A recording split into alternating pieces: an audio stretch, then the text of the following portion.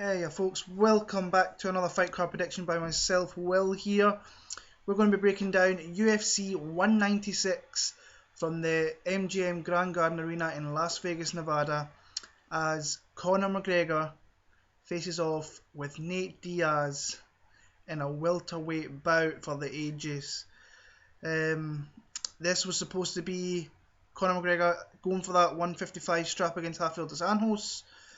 Rafael looks like he's busted his foot, broke his foot, and then the merry-go-round went in full effect to see who the next opponent for Conor McGregor was going to be, and it turned out to be Nate Diaz. As always, if you can like, comment, and especially subscribe to myself, it would be greatly appreciated. But just comment, I want to know what your picks are and how you see the fight card going. As always, can you please go and follow and support the good guys who make videos on here, that made podcasts on here as well. Flying Brian, Half the Battle, my good friend Kyle, and some of the podcasts, Severe MMA, the Part and Shot podcast, and I appeared on John and Mike's MMA Corner podcast this week, so please go and check that out. I'll put that down in the description link as well. Getting on the card, overall, main card I like, the rest of the card's not overly great. Some fights I'm looking forward to kind of speaking about. But let's get straight into it right now. So we're going to start down in the featherweight division. We have Julian Erosa facing off against Teruto Ishihara. Now, Julian Erosa, he came off the recent season of Ultimate Fighter, got to the semi-finals where he got knocked out by Artem Lobov. Kind of herky-jerk style. He was in and out, hitting leg kicks and getting out. Showed some okay defense of the takedown. Didn't see really too much of it. He lost to Lobov, went into the ultimate, the tough finale against Marcin Wojciech, got the decision victory there, secured a few takedowns, put Wojciech against. It was actually a pretty good fight. It was a little bit of a back and forward one, and he papered on his strikes. He's quite long.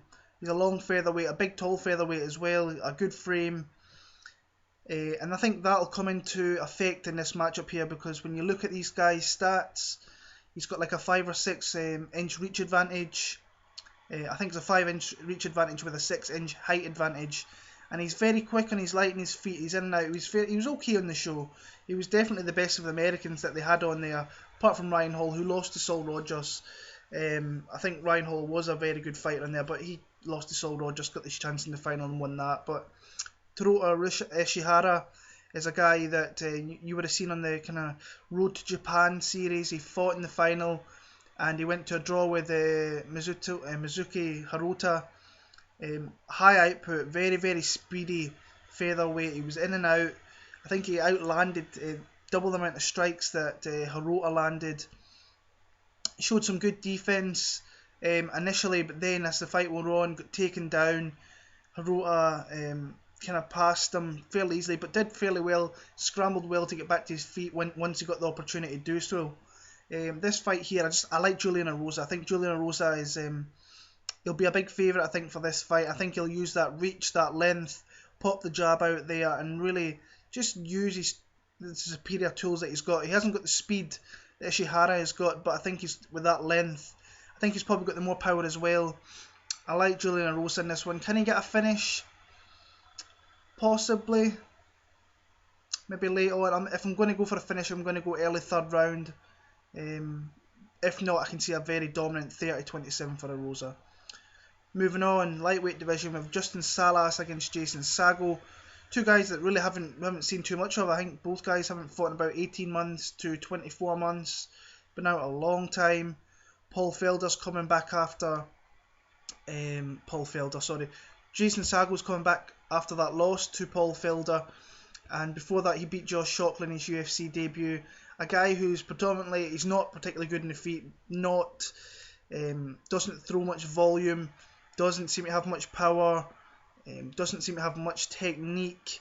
He's kind of looking to put you against the fence here and take you down. I mean, in that fight with Paul Felder, it was a split decision win for Paul Felder. He got taken down 6 times.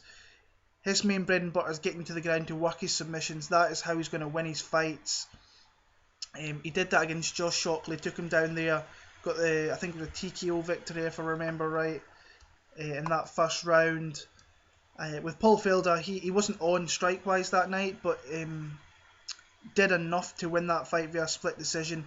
He's going to look to try and take this fight directly to the ground because that's his only way, I think, of winning this fight. I don't think he can win it exchanging on the feet. I don't think he's got the tools to do anything there. Justin Salas, not a high-level fighter himself. A southpaw. He's kind of decent everywhere, but not great at anything. I mean, he's coming off that loss to Joe Proctor. He got knocked out way back in July of 2014 against Joe Proctor. Beat Ben Wall, beat a KO down in Australia. Lost to Thiago Tavares. So he kind of trades wins and losses. He beat Aaron Riley beforehand. I like Justin Salas. I just think he's a little bit better everywhere. He's more content on the feet. His takedown defense is decent, and I think he will stifle Jason Sago. He'll pop the jab out there. He'll try and use his movement to maybe throw some hooks, go to the body. I think Sago is a little bit. He can be attacked to the body, so I think he'll maybe try and push him down there and unload some strikes. I like Justin Salas, in this one, and I'm going to go via unanimous decision. On to the main event of the Fight Pass prelims. A fight I really like the look of. I would say that because I'm a big fan of Diego Sanchez, but it's Diego Sanchez going back up to 155 to face off against Jim Miller. Now these two, this is the perfect time for these two to fight because they are, as much as I don't like saying it, they're both declining fighters in that lightweight division. I don't see them really sticking around that in the UFC a hell of a lot longer. We'll start with Diego Sanchez. I mean, the Ultimate Warrior, I think, of the UFC. A guy who I will blatantly admit is my favourite fighter. Now, I like a lot of fighters. I'm a huge fan of Conor McGregor, John Jones, Anthony Pettis. But if you ask me who my favourite fighter is, I'm going to say Diego Sanchez. He's the guy that really I loved. I watched the sport beforehand. I kind of went away a little bit and came back, watched the fights. But then there was something. Diego just, I couldn't stop watching his fights. And when I seen him fight Clay Guida live in Vegas, I mean, from there I've just really kind of been hooked on ever since. Never say die attitude. Comes forward, wants to throw down, bite down the mouthpiece, throw big shots. I mean, he really, to be fair, he could have easily lost his last. You go back to Paulo Thiago, he beat him there. Got the win over Martin Kampmann, which was a little controversial. Landed the takedowns. He got outstruck in that fight by about 30 odd shots. Jake Ellenberger, he could have won that fight if that fight went on another 2 rounds. Takanori Gomi, I think he should have probably lost that. He did secure the takedowns. Gilbert Melendez could have really won that fight with a 3rd round finish, but lost the first 2 rounds comprehensively. Miles Jury was too much. Beat Ross Pearson. He should never have beat Ross Pearson in that fight. That was a robbery on the judge's part. And then went down and got kind of eaten up by leg kicks by Ricardo Lamas in that featherweight division. Got taken down as well. We know what Diego's going to want to do. He wants to come forward and get in a brawl because that's all he really knows. Jim Miller coming off that loss to Michael Chiesa back in December. Got submitted. This guy I think is on the decline, as is Diego. Beat Jim Miller when he's kind of just the takedowns and the guard passes really helped him win that fight. Beneil Dariush is just a new breed guy, a unanimous decision loss there. Donald Cerrone, he got knocked out. He actually showed some decent striking in that fight. I mean, he's a southpaw. I think he's a southpaw, and he came out and he threw some nice shots against Cerrone, landed a few nice ones. He's very good when it goes to ground. It'd be interesting if this fight went to ground because I think Sanchez is very scrappy down there. He will jump on things if he sees them. Close fight, but close fights I've been saying I'll go with underdog. I think Diego Sanchez might come in as the underdog in this one. And I don't very rarely pick against Diego Sanchez, but I'm not going to do it here. I think this is a tailor-made fight for Diego Sanchez for this one to go to decision and him to get the split victory. So I'm going to go Diego Sanchez via a split decision. Moving on, we've got Darren Elkins against Chaz Skelley. I picked Robert Whiteford in my last fight, and I realised the Saturday when I was actually going into the arena, I thought I made a bit of a decision. I think it was a kind of Scottish guy. I wanted him to do well. Realised he was kind of out of his depth against a really grizzled veteran in Darren Elkins. Got taken down far too much. But Elkins, he just showed that grit and determination that he's known for. He's very dogged, get you up against the cage, get a single leg, take you down, just beating you and get a decision victory. Chaz Skelley, on the other hand, is a fighter I really like watching, coming off a beautiful submission victory over Kevin Souza down in Brazil after getting dropped. He used his takedowns to get him down there, and he was very, very dominant down there. Beat Jim Ehlers beforehand, with he actually outstruck Jim in that fight. Who did he fight before that? Sean Soriano. He got outstruck in that one, but his takedowns, I think he landed like four out of his 6 takedowns. Went for submission attempts, passed the guard with ease. Before that, he beat Tom Ninamaki via submission. The way I see this fight going, I think that Skelley's takedown defense is really, really good. He's very dangerous. He'll go for guillotine chokes. If Elkins leaves his head in there, he is a grizzled veteran as Elkins, so he'll probably know not to do that. I can see a potential finish here for Chaz Skelley. I think a submission is not out of the equation in this one, but I was kind of going back and forth. I think he wins this fight. I might actually take a risk on him and maybe buy a submission. I think that could be a good price of a bet. So I'm going to go Chaz Skelley, be a kind of opportunistic guillotine choke as maybe Elkins is coming in for a takedown and then he gets caught. So it's going to be Skelley for me there. Moving on, Vitor Miranda against Marcelo Guimaraes. Vitor Miranda has been very, very surprising in the UFC. Come off the tough show. Lost, I believe, in the final there to Antonio Carlos Jr., who's a very good fighter himself. Came in, beat Vitor Miranda. He was losing that first round big. Then came out and hit Collier with a really beautiful head kick. Put him against the cage and then finished up with punches. And his last fight, I was very impressed with him. His overall striking against Clint Hester was exceptional at UFC 190. He took him down, passed the guard fairly easily, but he absolutely lit up Clint Hester on the feet and then got the victory there. Marcelo Guimaraes is a guy not too many people know about. We really don't see much of him in the UFC. We haven't seen much of him. He is orthodox striker, 73-inch reach. Last fought Andy Ensign June 28th of 2014 and won a decision there. Outstruck Andy Ensign, takedowns, got a unanimous decision victory. Before that, it was Hungyu Lim nearly 3 years ago. I think it'll be over 3 years, and he got blasted in that fight. Landed a lot of strikes, but got blasted by the power of Hungyu Lim. I like Vitor Miranda in this fight. It'll be one of my most confident picks of the night. I like him via TKO, possibly in the first round, but Guimaraes has got a good chin and he's very sturdy and he keeps himself in the fight. Moving on, Erick Silva against Nordine Taleb. Now this is a tough fight for me because I am a fan of Erick Silva. Well, I'm an admirer of Erick Silva. I think he's got a lot of potential and I don't think he'll ever really use it. I said after I watched his last fight with Neil Magny that I would never bet this guy again. He either comes in, I think potentially he was on something, and he maybe showed that against Neil Magny because he came in, he didn't look in shape, very gassy. He did land some takedowns on Magny, but Magny landed more takedowns, outstruck him double the amount of times, passed the guard a little bit easier. You give this guy anybody who's not a great kind of fighter, a big name fighter. He beats Josh Koscheck via submission easily. Beat Mike Rhodes, my boy Mike Rhodes, easily. He just got the submission victory there. Mark Brown, that was a great fight. He hurt Mark Brown with a body kick. Kept coming forward, but Mark Brown's just a fucking warrior and just did not stop. Got taken down fairly easily in that one as well. Beat Takanori Soto. So any cans that this guy faces, he beats fairly easily. Not saying Nordine Taleb is a can or a jobber, as we like to say over here in Britain. But he's not a big name fighter. So when he has faced anybody decent like he did against Varley Alves, he got starched and he got put to sleep.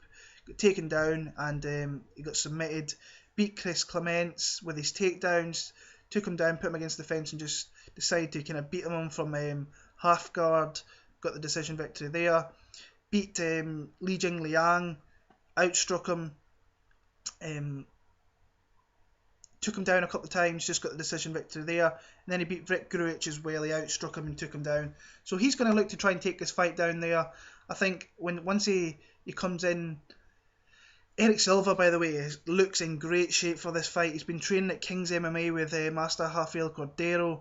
Brad Tavares put out an Instagram picture in the last few days of Erick Silva, and he looks trim. He looks ready to go. He looks like he's ready to do damage.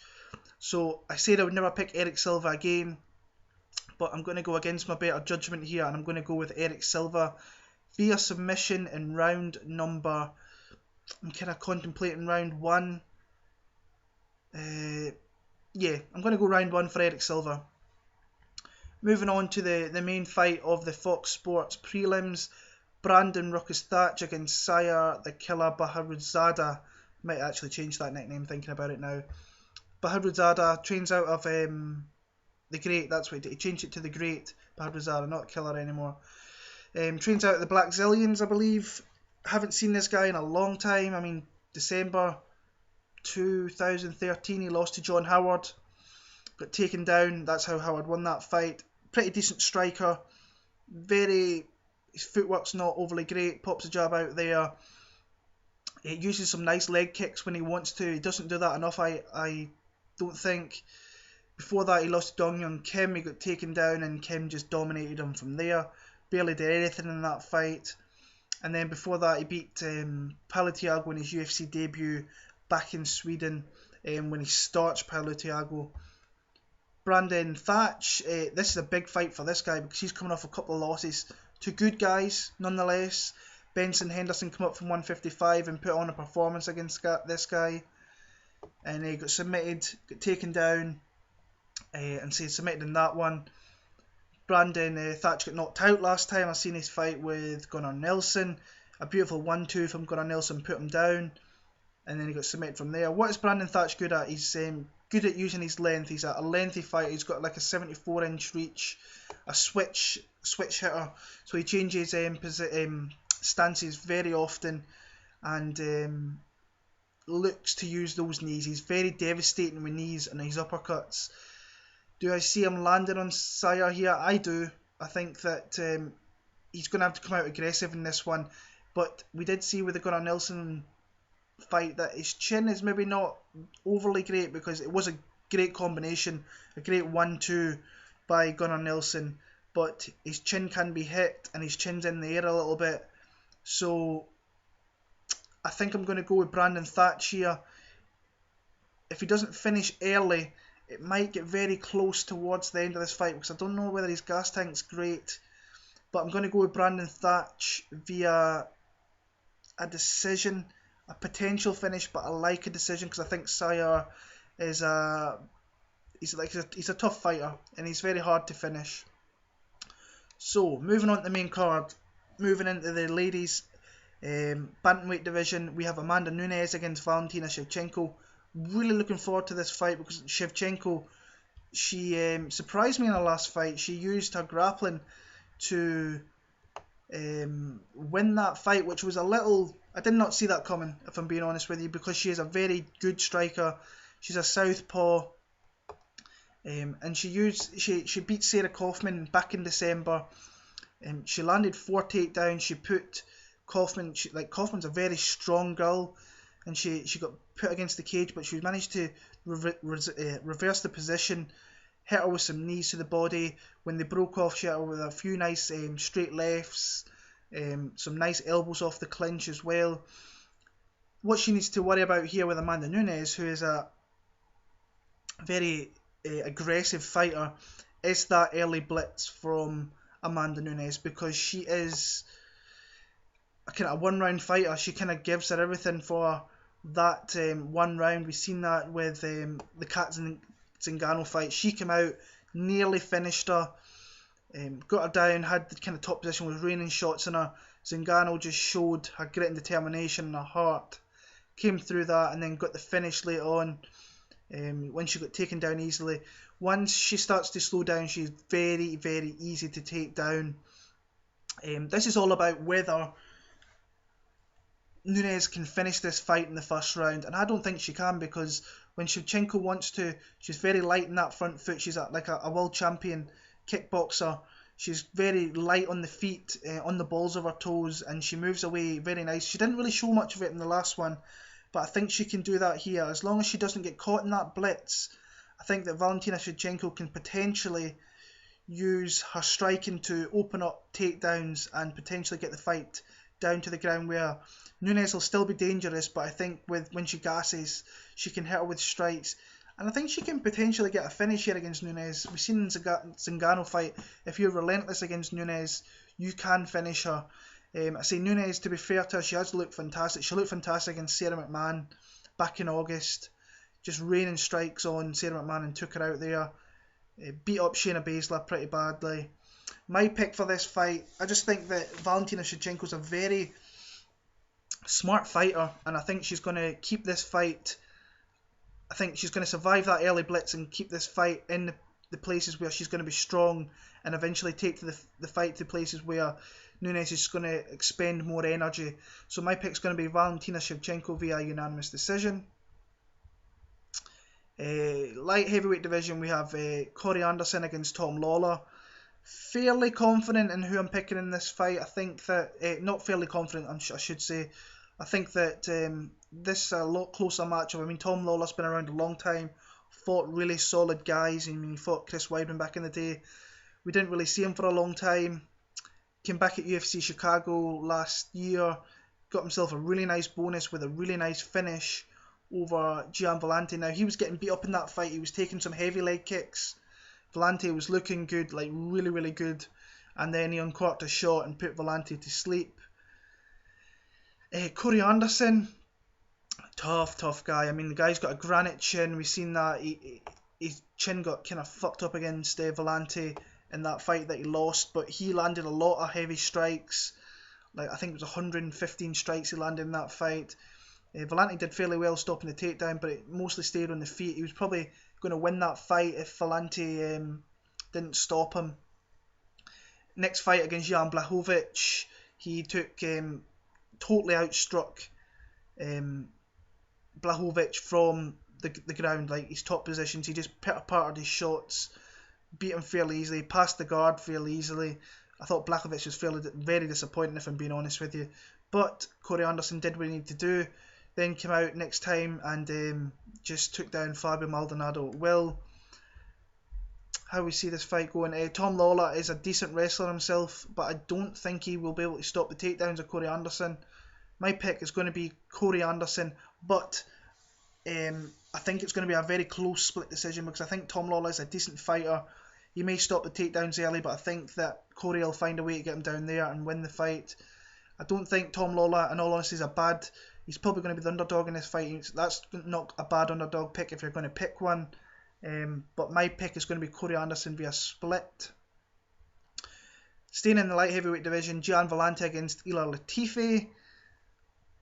I think Latifi is one of these guys that he's got that power, and if he lands something significant on that chin of yours, you are going down. I mean, he lost to Misasi, and then absolutely beasted through Cyril Diabate. Did the same to Chris Dempsey. Lost to Blachowicz. He just got hit with a good shot there. Just starts hamstringer in Glasgow last year. Did the exact same to Sean O'Connell. If this guy catches your chin, you're going to sleep. And I think he could do that in this fight here as well. I mean, the one big thing with Ilir Latifi is that he's now moved. I think he's pretty much moving full time to American Top Team. I've seen some of the videos there. He's improving his striking a lot. Gian Villante, I mean, this is the guy. I mean, he got knocked out by Tom Lawlor, like I was saying beforehand, and then he beat Anthony Perosh, and Perosh since then is retired. So that kind of says a little bit of what. That's an easy matchup for him, in all honesty. Beat Corey Anderson, beat Sean O'Connell, even though he got outstruck, and I think he got taken down by O'Connell in that fight, surprisingly enough. But I like Latifi in this one. You don't fuck around with this guy's power. He hits you, you go down. But it'll be interesting to see if the fight goes past the first, because if he can use those big leg kicks he was using against Lawlor, he may slow him down. But I think Latifi's just going to find that chin and he's going to knock him out. So I'm going to go Ilir Latifi. First round TKO.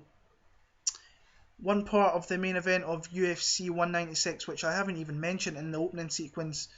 Holly Holm defends her UFC Women's Bantamweight Championship for the very first time after her victory against Ronda Rousey against Miesha Cupcake Tate. Now, what can we say about Holly Holm's last performance against Ronda Rousey? Incredible. Unbelievable, I think. She had a perfect game plan for Ronda Rousey. She came out, used that speed, and just totally hurt Ronda Rousey from the get-go, and it was clear to see through that halfway through that first round that she was winning that fight no matter what was happening. As long as she stopped that takedown, she wasn't going down. She's in and out, great foot movement, great lateral movement. Ronda was just far too slow, did not see the shots coming, was getting pot shotted. Southpaw using the long jab, just hitting that chin every time of Ronda Rousey. In the second round, I think in that first round, I mean, she showed some pretty good takedown defense. She took down Ronda herself, which I thought was pretty significant in that fight. Second round, Ronda Rousey came in for a shot, and Holly Holm just pivoted out the way, and Ronda just kind of like face planted nearly the fence. And from there, a nice 1-2 shot, followed up, she slipped a little bit, she got up, and then she threw a massive head kick, which she is known for. She has done that in the regionals, the lower, before coming into the UFC, and got the huge victory over Ronda Rousey. Before that, she just was too fast and too good for Marion Renault. Beat Raquel Pennington in her UFC debut, even though she was very, very nervous in that fight. Miesha Tate, a fighter I have a huge amount of respect for. I've been a big fan of Miesha's for a long time. I still think she has the chance to really put herself out there and make herself a big name in the sport. And she's on a 4-fight win streak, and this is a perfect fight for her, with Ronda not having the title anymore. Beat Liz Carmouche, even though I think I gave that to Carmouche, in all honesty, she got taken down far too much in that fight. Beat Rin Nakai, outstruck her. She showed just a better striking, which she's shown over the last few fights. She did get taken down a little bit in that fight as well, which is something she really needs to shore up, and she has since then. She faced Sarah McMahon in a very fun fight where she was getting outstruck, and she basically won that fight from the floor on the ground, and that was surprising, because we thought with McMahon she maybe would lose that fight if it went down there, but she reversed the positions very, very well. She really hurt McMahon late in that fight. The longer the fight went on, got the victory there, and then moved on and got a unanimous decision victory over Jessica Ai. Outstruck her, took her down, and just kind of had a way with her after that first round. How I see this fight going, I think this is a really close fight, like very, very close. Miesha Tate, she has to get in there, she has to get in the face of Holly Holm and try and exchange, but Holly Holm's going to be in and out, trying to use that. I think she'll have the speed advantage, and she will get in and out and try and pepper Tate with punches. But Tate's a tough girl, she's going to come forward. She looks strong, her striking, I've seen videos of her, her striking power looks like it's coming along. So if she lands something, she could hurt Holly Holm. If this fight hits the ground, I firmly believe that Miesha Tate can keep her down there and can look for submissions like she did with Marlos Kunin back in the day. She kind of held her own with Ronda in that second fight, even though she did get taken down very, very easily. I'm a big fan of Holly Holm, I must admit, but I think it's a lot closer fight, even what the odds are saying. The odds are heavily in the side of Holly Holm. I don't think Miesha Tate's going to go anywhere. I think that she will get hit with strikes. I think she will get busted up. But I do see this fight hitting the ground on several occasions. And if she can get the fight to the ground, I think she can win this fight. So I'm actually going to pick Miesha Tate. I don't know whether I just don't firmly believe. I probably should firmly believe in Holly Holm, but I don't know what it is. I don't know. I just think that she is a great fighter. She showed that throughout a whole combat career. But I just think that this is Miesha Tate's shot here to claim this big prize that she's been ever so far away from, facing Ronda Rousey and so on. I'm going to go Miesha Tate, and I'm going to go... It's going to have to be a submission, because I don't see... Not unless she gets the fight to the ground and kind of every round and dominates. I'll maybe go a submission in round number 5. It's a long shot. It's my biggest pick for this one by a long way. Miesha Tate via submission late on round number 5. And the main event, I mean, Conor, the notorious Conor McGregor against Nate motherfucking Diaz in a fight which is just going to be incredible. I mean, I can only see one clear winner. I think that Conor McGregor is just a fighter in the biggest sense of the way, just ultimate fighter. Nate Diaz, on the other hand, you don't know what you're going to get with this guy. Last time out against Michael Johnson, I thought he was phenomenal, and his output is something to marvel at. I mean, he landed 153 strikes in that fight against Michael Johnson, was clowning Michael Johnson, and every time he was hitting him, you could just see him getting more and more into the head of Michael Johnson, and Michael Johnson was going back to his coaches, and his coaches were saying, "Don't let him beat you, don't mentally get beat with this guy." And Diaz was just beating that ass, won the fight, come on the mic, and put down just a statement for the ages, like a quote for the ages, going after Conor McGregor, and it was just pretty fun to listen to. I mean, both guys are southpaws. Conor McGregor, I don't need to go into anything kind of more with this guy. The guy is elite. I still don't think he gets the respect he deserves from a lot of fans. This guy, once he leaves, he will be mentioned as one of the greatest of all times. Deadly left hand, like for us, Sahabi said in a great breakdown from the Dos Anjos fight. He's got like the touch of death with that left hand, and he's going to hit you with it, and he's going to hit Nate Diaz with it. Diaz, when he might be an output striker, but he leaves himself open for strikes, and I firmly believe with the movement of Conor McGregor, he's going to hit him in the body, he's going to hit him with spin kicks, and he's going to land that shot, and I just don't see this. I've already put a big bet on this one. I put Conor McGregor first round TKO, but for as long as this fight lasts, it's going to be spectacular.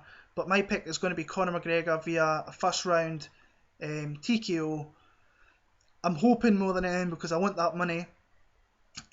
But I say Nate Diaz, this is just a super fight, and this I think leads up to potentially next year Nick Diaz against Conor McGregor. Now, how big a fight would that be? But my pick's going to be Conor McGregor. So that's my picks for UFC 196. I'll put my most confident picks down the bottom. I'll put my potential DraftKings teams. I don't know the score or the prices yet. I'll be back for UFC Fight Night 85 from Australia, Brisbane, Australia. Mark Hunt faces off against Frank Mir. That is in a few weeks, so just kind of keep your eye out on my channel and it will come up through there. Please go and follow the guys. I told you at the start, come follow me on Twitter, WillMartin7MMA. I'm always down to speak MMA on my channel, on my Twitter, sorry. And if you need to message me regarding things on here, by all means do so. I'll be back soon. You take care. Enjoy UFC 196 comes around, and don't miss this main event. And I will be filming myself as McGregor faces off against Nate Diaz as well. So check that out when it comes out too. So take care.